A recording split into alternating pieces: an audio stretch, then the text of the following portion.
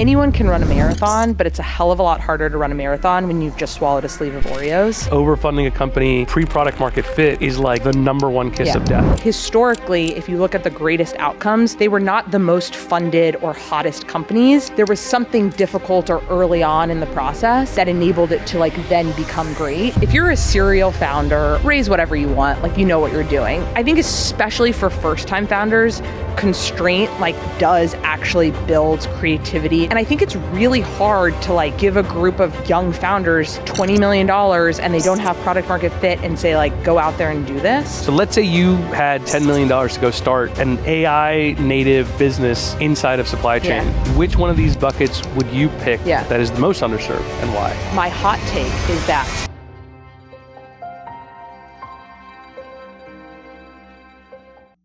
Hey climbers, welcome back to this episode of Climb by VSC. I am Jay Kapoor, General Partner of VSC Ventures. I'll be your host today. I am super thrilled to have on my friend Caitlin Rellas, who is a General Partner at CRV, one of the fastest rising GPs in venture, and known for investing in the weird and wonderful, the unsexy, dirty, dusty, and dangerous industries that we love to talk about on the show. Companies in industries like supply chain, like infrastructure, like industrial automation, all that have real world implications beyond Silicon Valley. They invest in seed and Series A, and she is very active on Twitter and Substack, and we're going to dig into all of that. But, dude, I'm just thrilled to see you. Thank you for joining me on Climb. It's so great. It's so great. Very active on X and with my lukewarm takes. But yeah, it's just so great to be here. Hotter than you would think. No, this is great. Well, let's jump right in. So on your Substack, on X, you have talked about the fact that you're really drawn to these quiet, thoughtful builders who have a real point of view on an industry. We are having this conversation at a time where the loudest, most bombastic founders are attracting capital from the loudest, most bombastic VCs. And you're a competitive person. You want to win deals. You want to get in deals. Totally. How do you deal with the dissonance of the type of founder you like to back and the market we find ourselves in?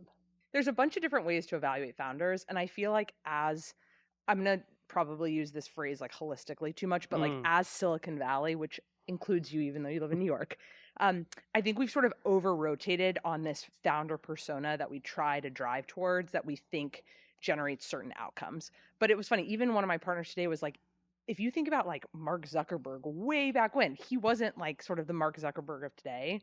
And so when I think about evaluating founders and the types of founders that I'm most attracted to, I try to go one layer deeper. So the sort of high level is in general, other investors like founders who are able to raise a lot of capital, right? And for me, especially because I invest at the earliest stages, I try to really go one layer deeper to understand who the founder is and what motivates them. And then in particular, what that means in terms of their slope. So one way to do that is to say they're very articulate or they're very outspoken or loud, but what's underneath that and what drives that. And that sort of secondary layer or approach to me has yielded a different type of persona of founder that I'm comfortable with. Okay. But sometimes that's a risk, right? It absolutely is a risk for future fundraising, whether they'll show up in the same way, whether, beauty is in the eye of the beholder. And so I think there's both good and bad to that approach. Let's talk about product market fit. We are in an era where more money is going to more companies earlier. Pre-money, averages coming out of YC are the highest that I think I've ever seen them, maybe since 2021, For sure. but even beyond that. And you have been very vocal about the fact that overfunding a company pre-product market fit is the number one kiss of death. So maybe give an example of when you have seen it be that way. This is many years ago. Someone gave me this analogy and I just love it. They were anyone can run a marathon, but it's a hell of a lot harder to run a marathon when you've just swallowed a sleeve of Oreos. And I just think that is so comically great because I think it is a testament to sort of building a startup, right? Which is it is a very, very hard and difficult job to do. I would also sort of separate if you're a serial founder or you are some absolute star who has a success under your belt, raise whatever you want, you know what you're doing. I think especially for first-time founders, constraint does actually build creativity and sort of really honing in your customer instincts. And especially I think kind of coming back to this bravado point, Silicon Valley has also sort of shifted towards investing in like younger and younger founders. Mm-hmm. And I think it's really hard to like give a group of young founders $20 million and they don't have product market fit and say like go out there and do this.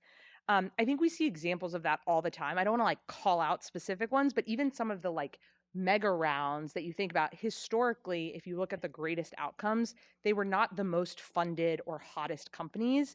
There was something difficult or early on in the process that enabled it to like then become great. And a tactical example from even our portfolio is Flock Safety. Like when Flock Safety raised a Series B, it was not a popular or like loved business. Yeah. And I believe it, correct me on this, but like I believe it was Gary Tan's largest check that he had ever written while he was at Initialized at the Series Yep. B. And he sort of saved that business. But that moment in time, like really had Garrett rethink a lot. And the way that he built the business just looked different. Yeah. And I think having met Garrett multiple times, like I just think he's a spectacular founder. And I think so much of that has to do with the fact that like he just built things a little different early on and was sort of not on this like capital raising trail. And obviously post Series B, the rest is history. It's an amazing business. But if you look at the early days of the business, like I do think like constraint, yields creativity. Well, I love the other side of which is capital kills creativity. Yeah. And the fact that capital will allow you to brute force Yes. a lot of Yes. things that would otherwise have led to product innovation or go to market innovation or something where you would say, okay, we can't just spend five That's right. million on paid, Totally. right? So how do we solve this? Or Yep. what networks do we go to? Or do we invest in building our own community that ends up having much longer dividends in the future? Whereas now you're saying, okay, great, let's run ads. Let's put a Yeah. billboard on the 100%. 101. Like 100%. Like that billboard, like let's get some ads in. It's funny. I actually started my career at a consumer company that failed spectacularly. And at the time, it was this heyday of like the on-demand era. And what was so amazing about it is there was so much capital flowing into anything that sort of looked and felt like Uber or DoorDash. yes. And I was one of those companies. It was like an on-demand laundry and dry cleaning company. And I just remember so vividly having this conversation, sitting around a table, being like, there's so much capital in the market. The only thing that matters is how, like, that we just acquire customers as fast as possible. Mm-hmm. So all we did was poured a bunch of money on ads, like tried all of these different channels. And the only thing we cared about was just customers in the door. But the problem is like the easier a customer comes in the door, the easier it can go out the door. Yeah. And ultimately, at some point, which always happens, capital markets change, sentiment changes of investors. All of a sudden, no one wanted these on-demand companies, and our unit economics were totally lopsided. Like there was no way to make an argument that this business would go and continue to sustain itself. And I think so much of like my concern around capital or sort of like how a company's built is rooted in that sort of initial vignette of like seeing what it looks like to pour all of this gas in the fire and like not really figure out the fundamentals before scaling. Can I give you a counterpoint? Yeah. I think this is exactly what venture capital is built for, though. If you look at Uber and you just say, okay, an Uber ride from my house in Manhattan to JFK used to be $25. Yeah. Every rational human person that has taken Econ 101 is like, there's no way this should cost. If the yellow cab costs $50, Yeah. how the hell are you able to Yeah. make it right? Because they were subsidizing both the driver and the rider. And then you look at just speeding up to now. Okay, the cost of Claude Max at $200. Every rational person knows this is a heavily subsidized cost. And yes, we do believe maybe token costs will go down, yada yada yada. But it's going to cost more, and we all know it's going to cost more one day. The value we derive from these tools is way higher than the price that we are charged because they are VC subsidized. So all that to say, is this just the same story repeating itself? You saw it in on demand. We're seeing it again in AI. We're in an era right now where everybody is like, grow, baby, grow. Yeah. And some will survive and others won't. And that's just what the model is there for. Yeah. It's a good question. And I think it's a good pushback, actually. I think the way that I think about it is so, first of all, leaving the consumer example behind, because like you and I don't do a bunch of No, we consumer, don't. the enterprise side of the house, I think what's different is that so the assumption that you would make is if you're saying like, hey, this is just the way that it's going to work, Mm-hmm. is obviously token costs go down, margins go up, Or the alternative argument is that actually, like, the way that these businesses will be valued in the future will look different. And Okay. so maybe gross margins won't be the thing that people are paying attention to or putting into multiples.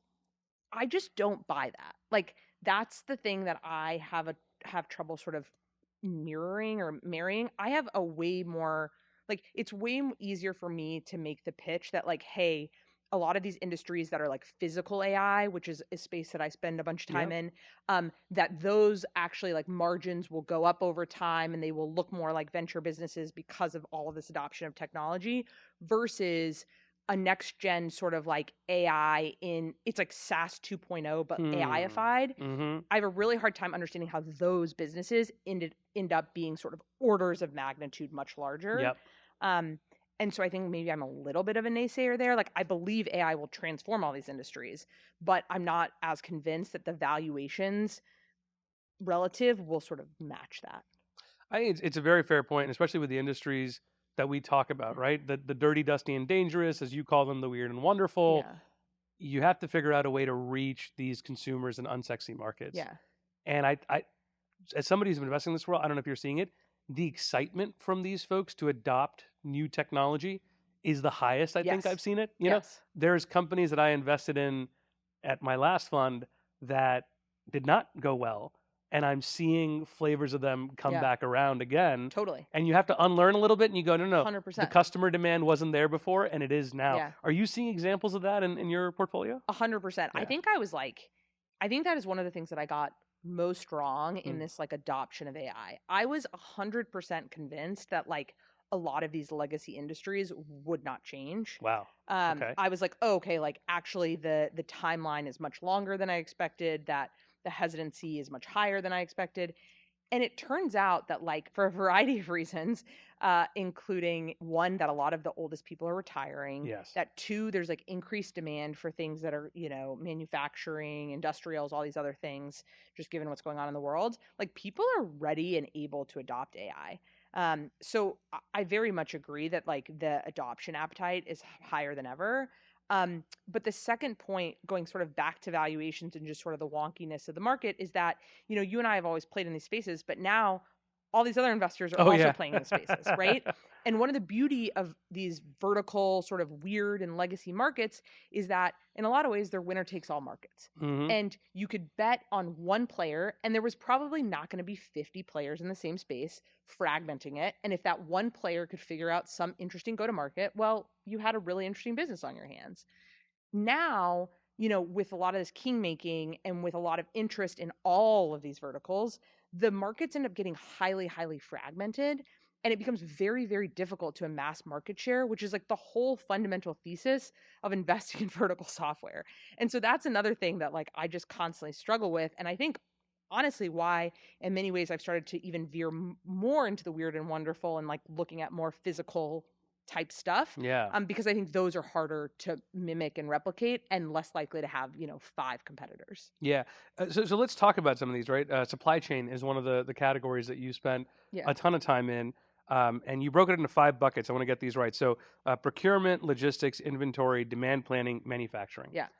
So let's say you had $10 million to go start an AI native business inside of supply Yeah. chain. Which one of these buckets would you pick Yeah. that is the most underserved, and why? For the past, like, almost year, I've spent a bunch of time in manufacturing, and the way to sort of I try to approach everything from, like, a very first principles perspective. And so, like, I actually went and spent time in manufacturing facilities, like, watching how they worked, watching how they spent, because I had this thesis that, like, actually software for manufacturing is like a huge market, huge opportunity. Turns out, like, my big learning from that is that it's actually, like, really difficult to generate very real sort of SaaS spend or AI spend, whatever you want to call it, in manufacturing. What were they mostly using? ERPs?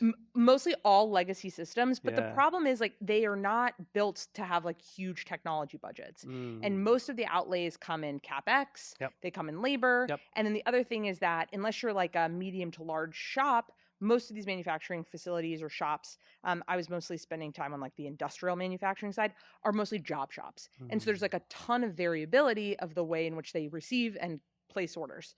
And so it just makes buying software in six-figure ACVs very, very difficult, which is like kind of what you need if you want a big business. And so in that space, like my sort of ultimate takeaway was like, hey, I think you actually need to like vertically integrate. Like you need to be the manufacturer, you need to build software around Hmm. it. And so that was like, thesis got wrong, sort of readjusted my thesis. In terms of like where I would put money in today, I think they're all interesting categories, and there's lots of players trying to go after each point solution. I think what's most interesting to me in supply chain is folks who are taking a different approach to the go to market, like finding some way to sort of disrupt the lengthy sales cycles, the difficulty around just like adoption of the technology. And so things like, everyone's going after direct procurement. There's Hmm. tons of players, but like, what if you just gave away the procurement platform for free? Like, what would that do to the business? And then you can sort of monetize on a bunch of other things. Um, Go to market innovations like that are super interesting to me, more so than like one specific category. The one thing I definitely would not put money in is anything that was just like a dashboard. So, like tracking of logistics or like anything that's just like a surface level Yeah. tracking. These pitches all sound great. They all sort of grow early on. And then you're like, so what? Are you still seeing those, by the way? Every one of the dashboard companies has come back to me, or not them, but Yeah. some kind of that company has come back, and it's all agentic now. I Yes. feel like everything is shifted from we put it on a single pane of glass for you to, oh, by the way, we actually then go and action it, right? Oh, That's right. we'll Yeah. take care of this invoice for you, or we'll go track this thing down, or we'll get the shipping number out of your WhatsApp or whatever it is. And so to me, the thing I'm seeing more and more is people saying, how do we get more agents into these workflows?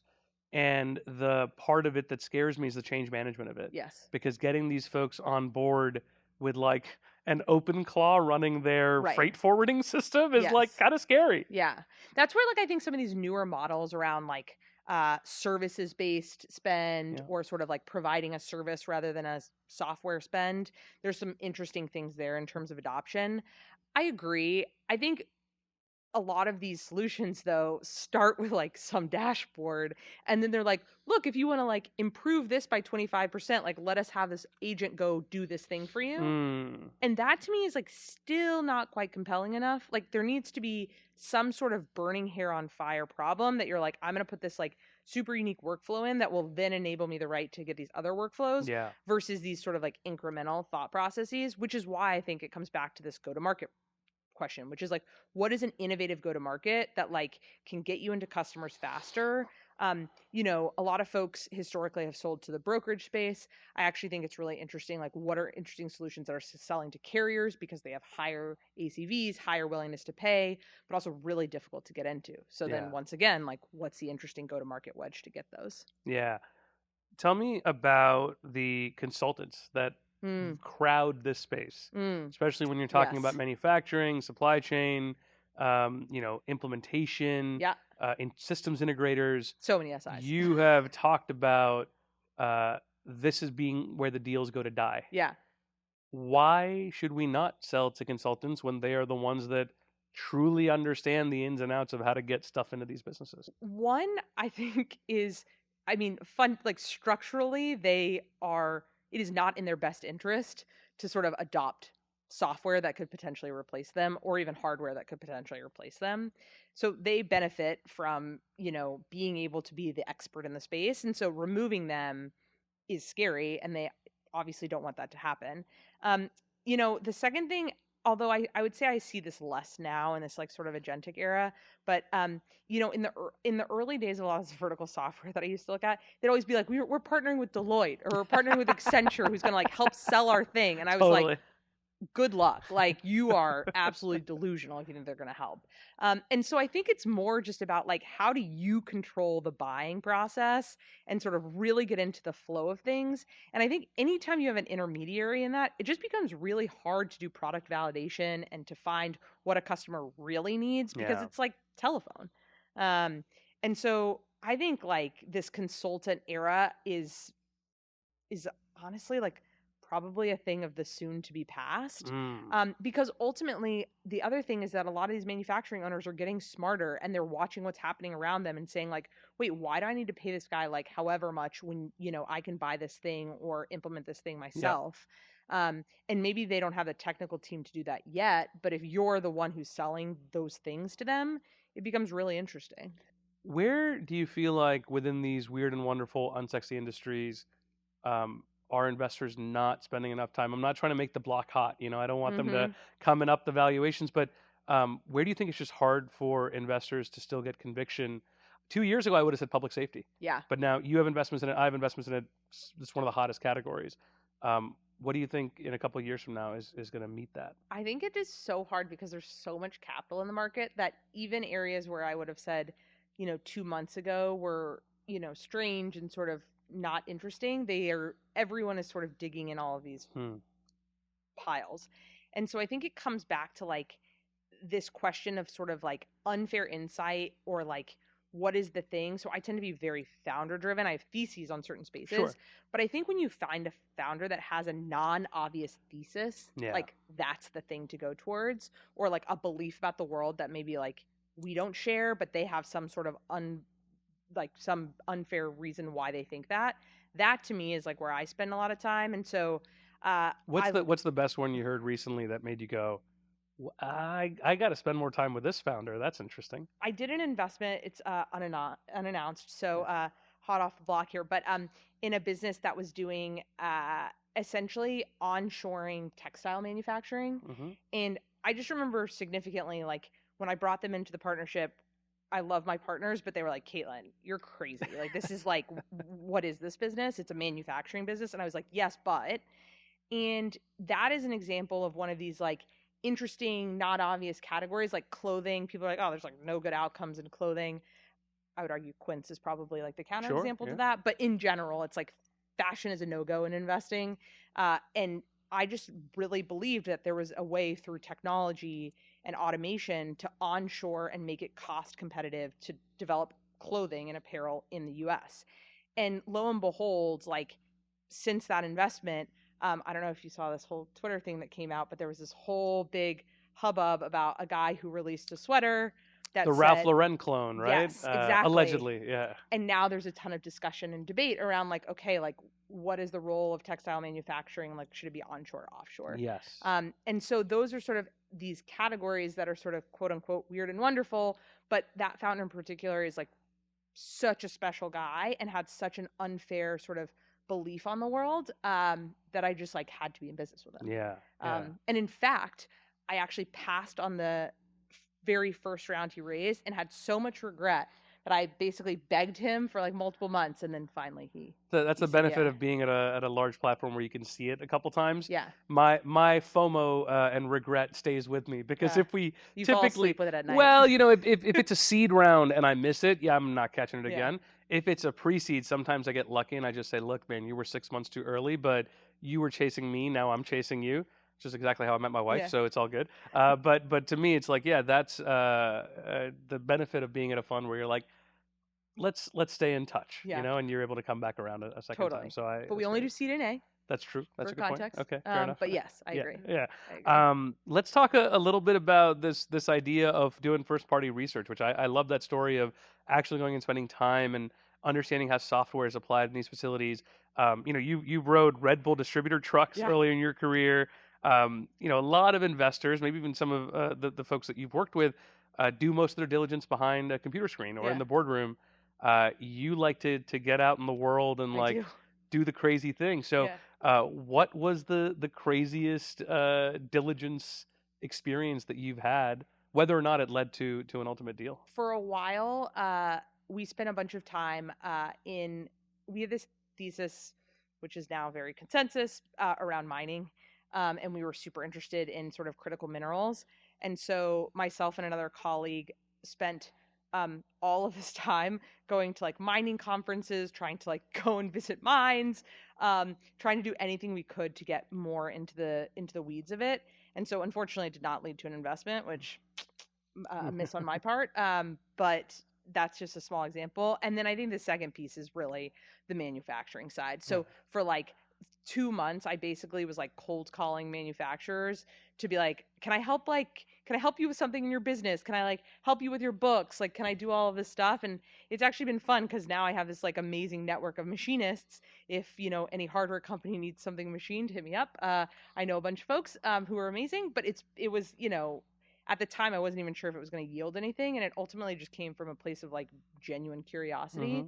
And I think the best investments kind of come out of that. What was your biggest misconception about their willingness to adopt technology? You either over or underestimated that willingness, and then it was Yeah. challenged once you actually got in there with them. I mean, I think that they're like super willing to adopt technology. Mm-hmm. I think everything is related to sort of bottom line.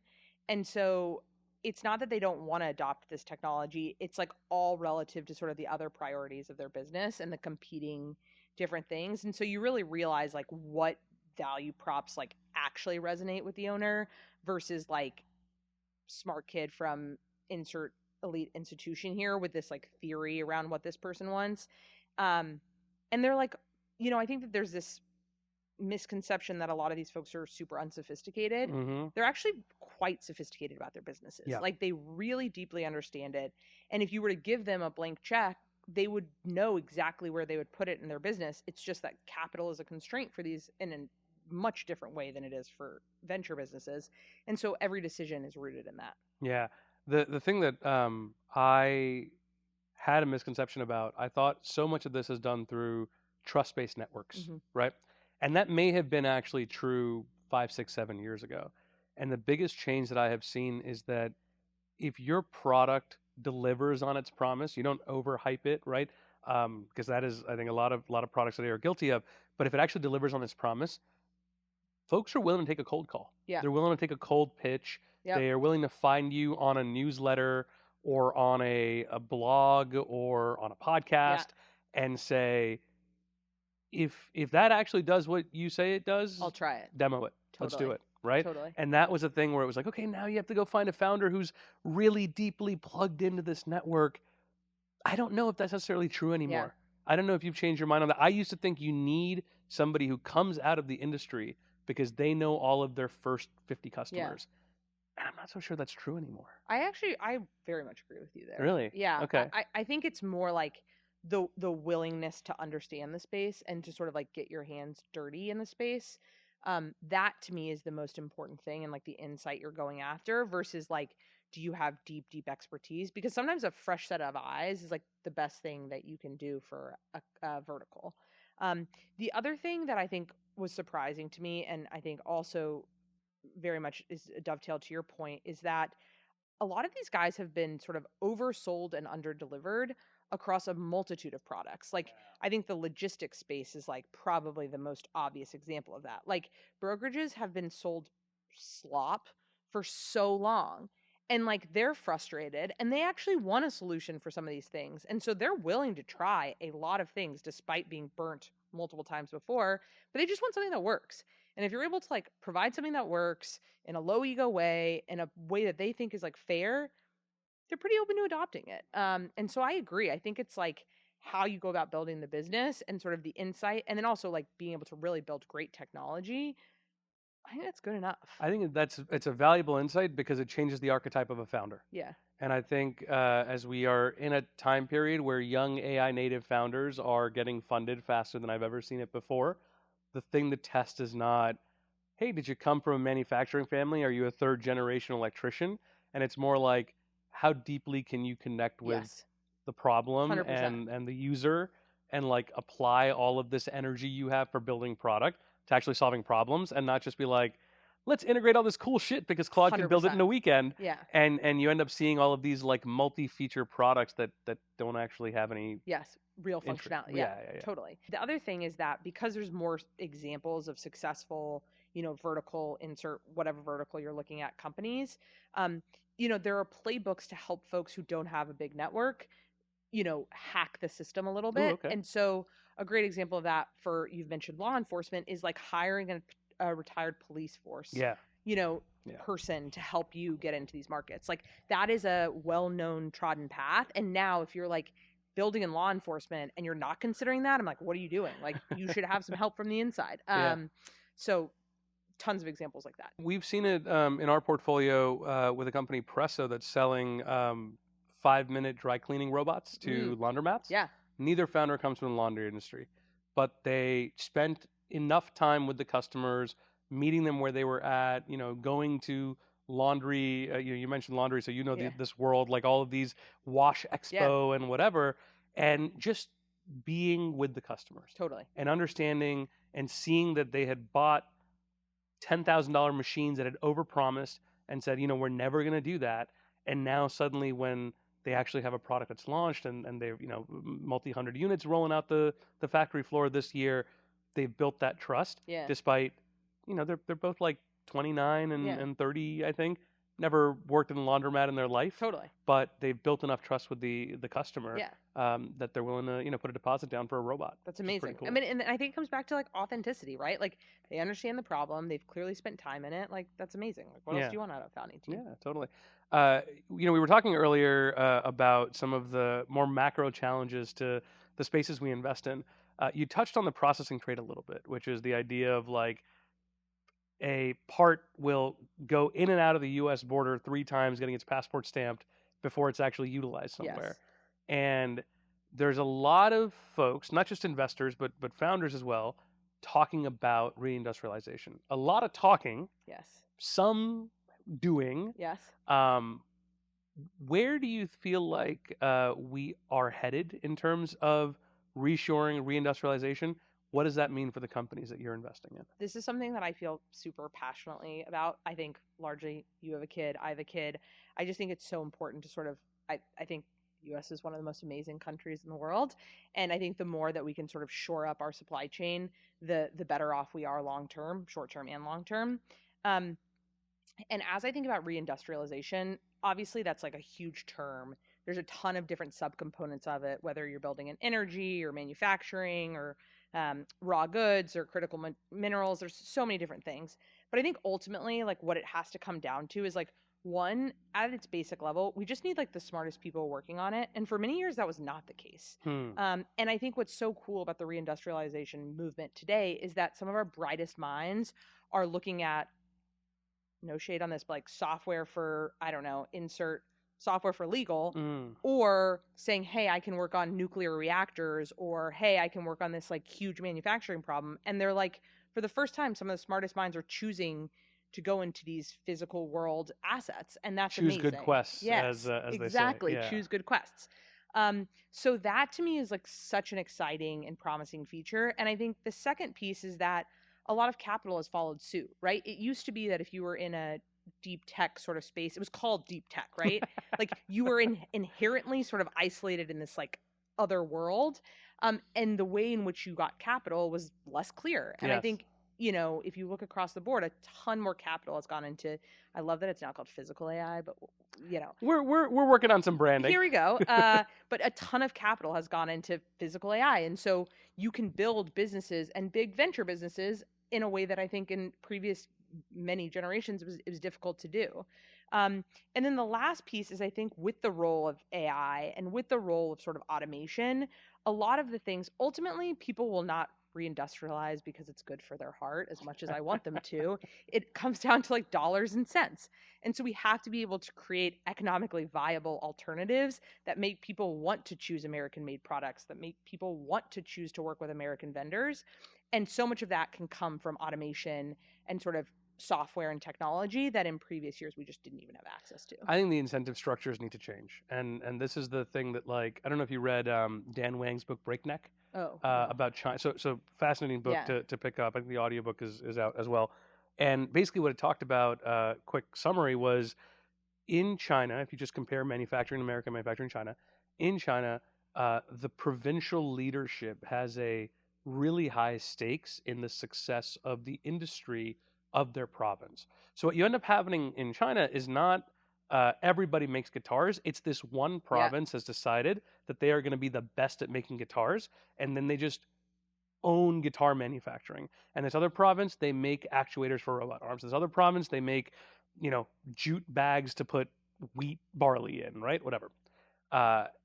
Their incentives are based on the provincial leadership. If they win at meeting that mandate, they get to get elevated up into like senior leadership or whatever.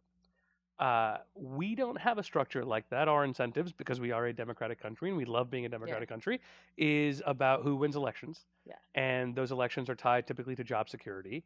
And oftentimes that job security leads to protectionism. And so what you end up happening, I mean, you saw it with, we're coming up on the 1 year anniversary of Liberation Day. Can you believe Wow. it? Right? Wow. This episode will be out probably shortly after Liberation Wow. Day. It's been a year and we haven't seen the incentives to reshore.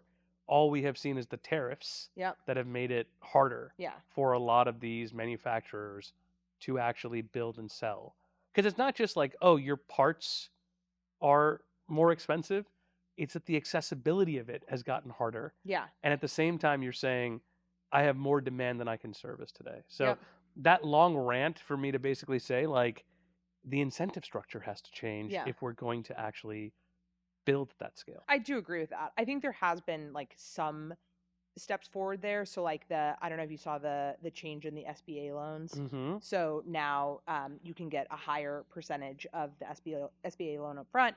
And then the other thing in terms of incentives, and this is also sort of like, a hats off to one of my portfolio companies, is that the way in which we do asset-backed financing is like totally broken. Say more about that. In manufacturing, and basically the way that it works is, at some point in the late, I want to say after the 1980s, asset-backed financing, think machines or sort of pieces that are like a manufacturer needs to be cost a conveyor competitive. belt, whatever. All these things were considered like the most undesirable loans. And so banks looked at these loans and said, I could either do this or I could go into sort of like safer options. Yeah. And so what ended up happening was all of these guys left, and that now there's just these super high interest loans. And if you think about, in particular, like a CNC machine, the life of a CNC machine is 10, 15, 20 years, but the loan that you can get for a CNC machine is usually expected to be paid back after 2 to 3 years. And that is like a huge cash crunch for your SMB manufacturer who is based on jobs coming in and out the door. And so I think that is like such a tactical example of something that like structurally we can change. And one of my portfolio companies is actually working on that with the government. And the idea there is like, hey, why don't we just have these loans reflect the life of the machine, because the machine inherently has value that can be resold. And so like, why are we unfairly penalizing folks who want to start a CNC shop or a welding shop or some of these other solutions? And so I think things like that are, I think, to your point about like structurally changing the game, I think will be big. Do you think the capital markets are actually excited about these things? Or are we just, convincing ourselves that like, yes, directionally this is the way the world should be, but the capital isn't there? I say that to say, if you look at where the money has gone in physical AI, it has been largely towards humanoids and world models or foundation models for robotics. And everybody is out on point solutions.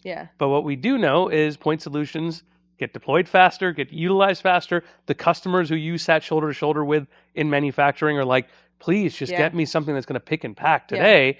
But they also can't afford it because the capital isn't there. Are we seeing that change? Are you seeing that change in your portfolio? Or is the money still going to be at these hot, buzzy names over here, insert humanoid or foundation model? I would look at businesses like Anduril, Palantir, Hadrian. I would say that those are like counters, right? Like they have been able to amass Saronic, which was recently announced, Valor Atomics. All of these companies are amassing extremely large amounts of capital from, I would say, like very credible sort of non-deep tech investors. And so I do think that the capital markets are sort of switching.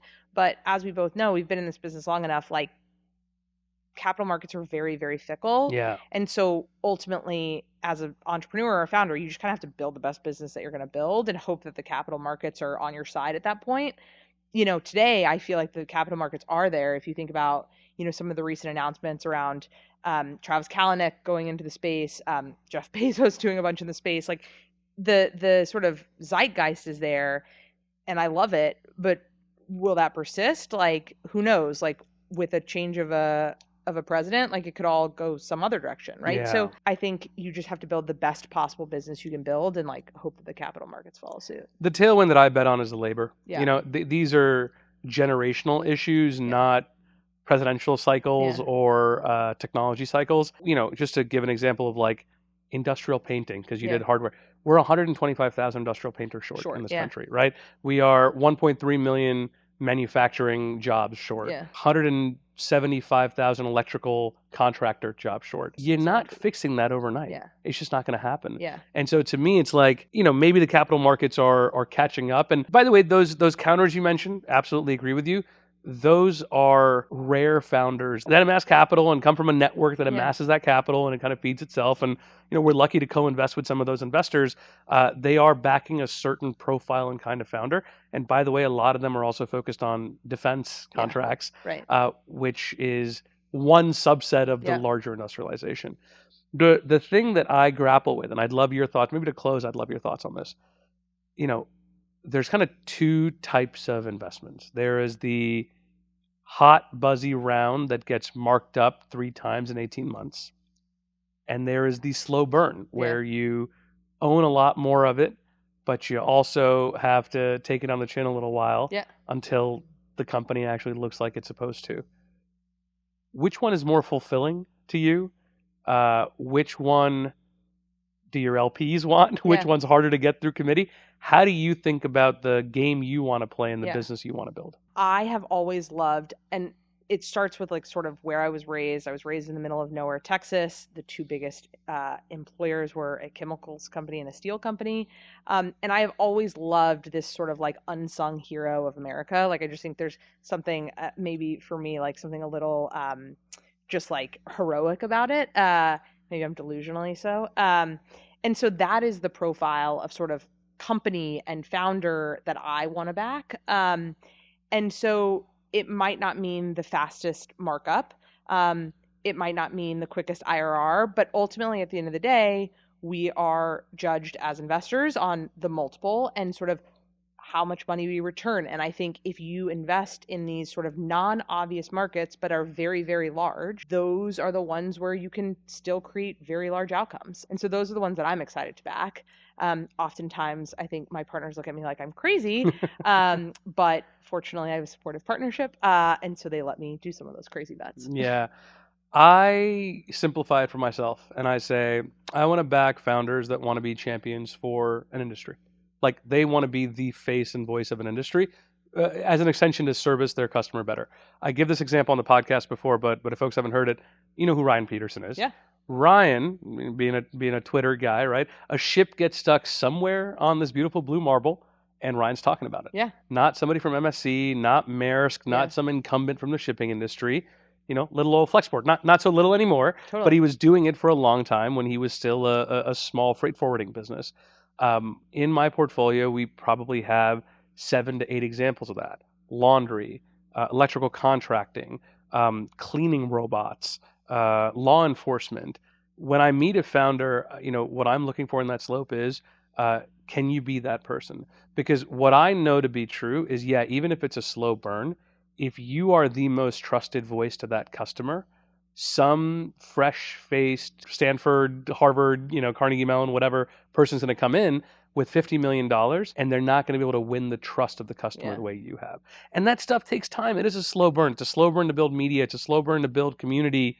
It's a slow burn to build trust in person at trade shows. But the founders that are willing to do that because they just genuinely love it, it is hard to beat passion. Totally. And it's hard to beat people that love what they do and love their customer.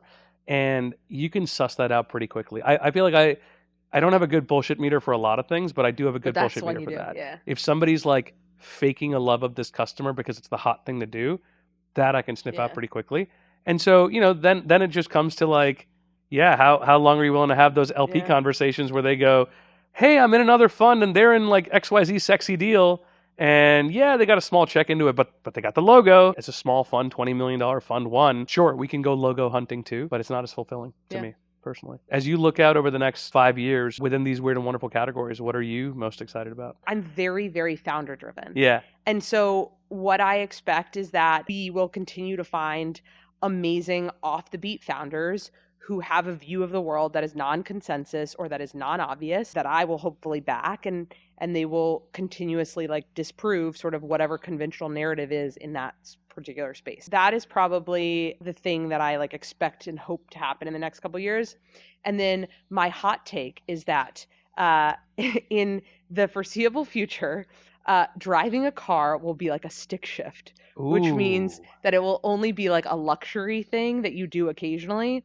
And so I think about it all the time for like our kids and stuff. Like, I don't think they'll drive cars. I absolutely hate driving. I'm a New York City boy through and through. My wife calls me a passenger princess. So from your lips to Waymo's ears, man, Yeah, like get there him we in New go. York and let me Yeah. stop driving. As I hate it. I really do. I'll take public transit all day. Caitlin, this is so fun. We So got to do fun. this more often. I This know, is really so great. fun. Thank you for joining me on Climb, and I'm excited to have you Thanks back for soon. having me.